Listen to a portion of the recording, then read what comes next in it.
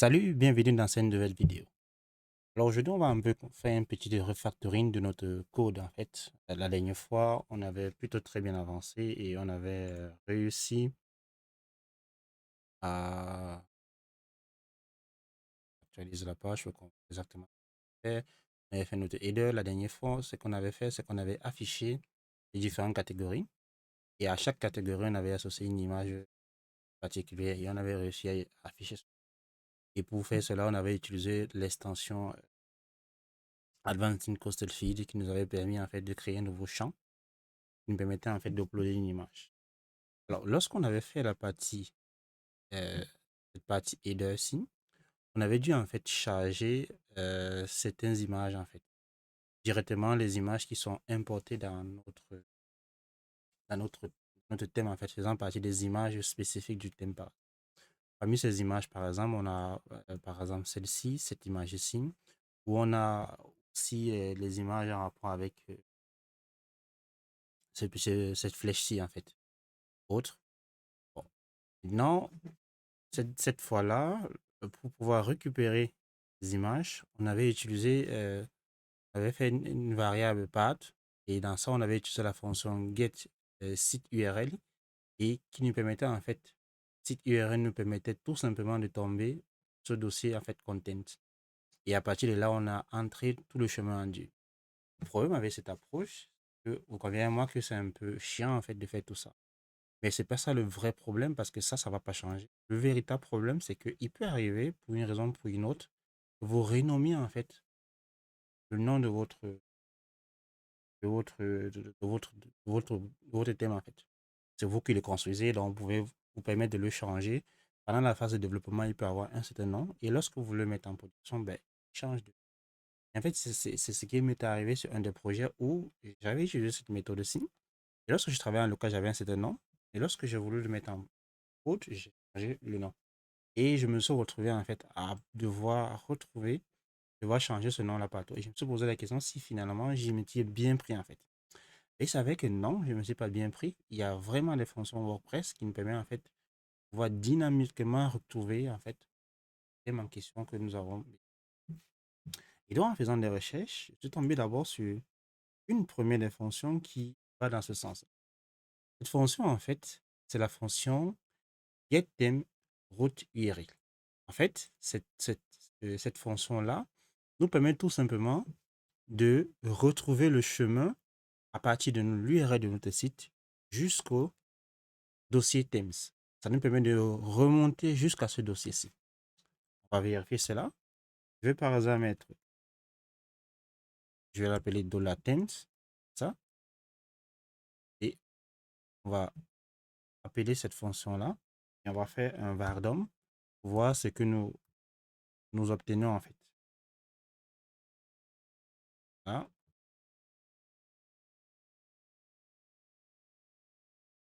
ce que je veux, enregistre, je viens au niveau de mon thème et j'actualise. Effectivement, vous voyez que là, qu'est-ce qu'on fait? On récupère bien notre URL-ci. Cette URL-ci, rappelez-vous, nous a été donnée, nous avons utilisé dans notre cas précédent la fonction site URL. Ça nous permettait en fait de retrouver en fait cette URL. Vous voyez qu'avec cette fonction qui est getTheme route URL, nous arrivons à retrouver en fait toute la route qui nous permet d'arriver jusqu'au thème. Donc, en faisant ça, on a à peu près gagné quand même un certain nombre de lignes de code. On a pris jusque-là, jusqu'ici. On n'a plus besoin d'afficher ça. Rien qu'en faisant en utilisant cette fonction getTemplate route URL, on arrive déjà à se retrouver jusqu'ici. Mais ce n'était pas ça notre problème, parce qu'en fait, ça ne change pas. Mais le vrai souci, en fait, c'est de pouvoir dynamiser, pouvoir afficher de manière dynamique, en fait, le nom de notre thème, en fait. Alors, ce qu'on peut faire, dans ce cas, c'est de se dire, est-ce qu'il n'y a pas une fonction WordPress qui permet, en fait, de savoir quel est le thème qui est activé, en fait. Si je reviens encore sur la documentation de WordPress et que j'avais fait pour retrouver, il y a donc cette autre fonction qui s'appelle la fonction getTemplate. La fonction getTemplate, comme vous pouvez le voir ici, nous permet en fait de retrouver le nom du thème qui est activé. Super, c'est exactement ça qui est intéressant. Bon, revenons sur notre code et nous tentons en fait de le faire ici encore. Donc, on va enfin faire un autre dollar. Themes, on va mettre ça comme ça, ou bien thème 1, pas très inspiré. Rien, c'est sur variable, c'est vraiment un gros problème. Voilà. Et puis, on fait un deuxième pardon pour voir ce que lui nous donne en fait. Thème 1 comme ça, registre.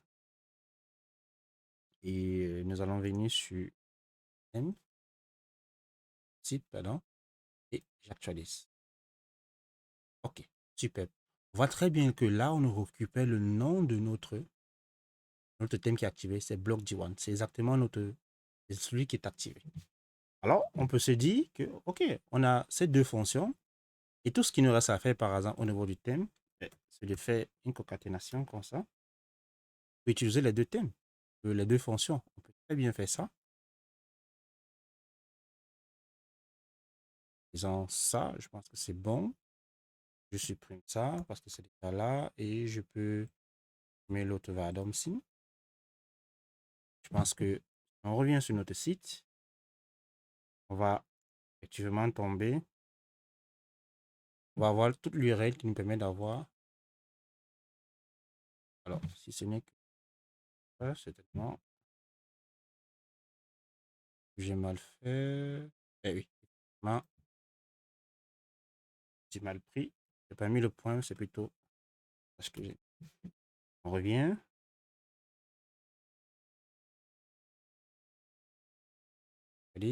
Super. On voit très bien que là, j'ai réussi à récupérer en fait tout l'URL jusqu'à retrouver le thème qui est activé.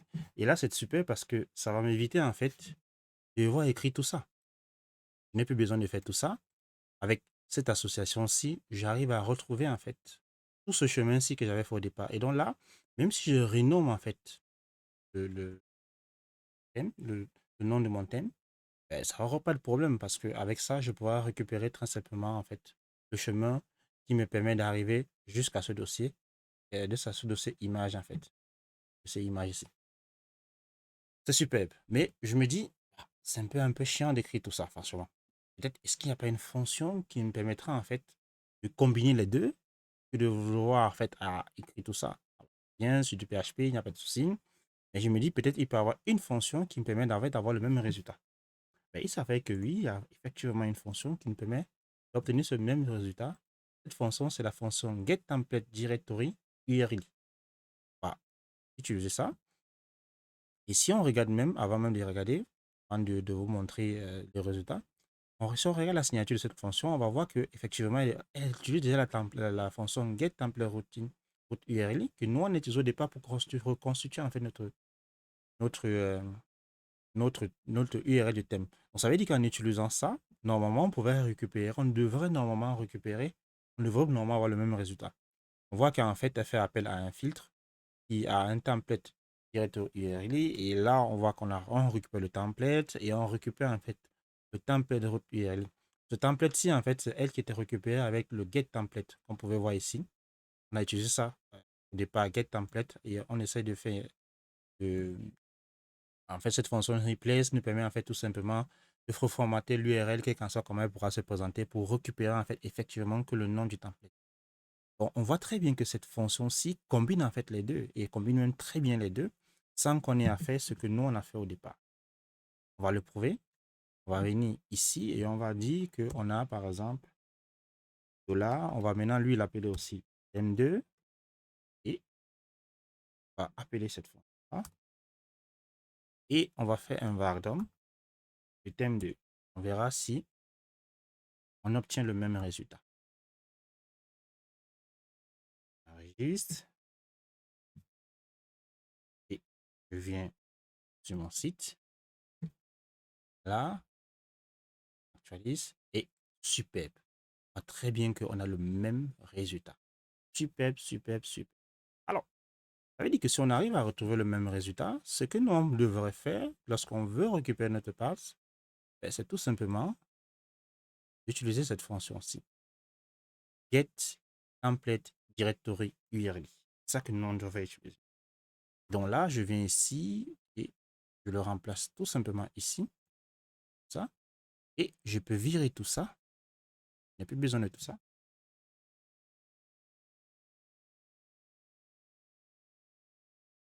Je reviens sur mon site.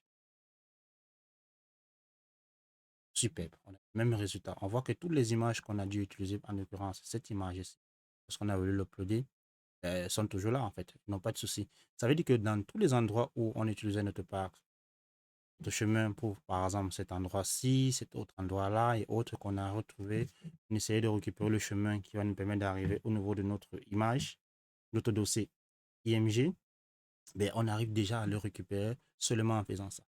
Voilà, c'est tout pour aujourd'hui. Je voulais juste refactoriser un peu le code pour qu'on ait des bonnes pratiques lorsque nous sommes en train de travailler avec WordPress.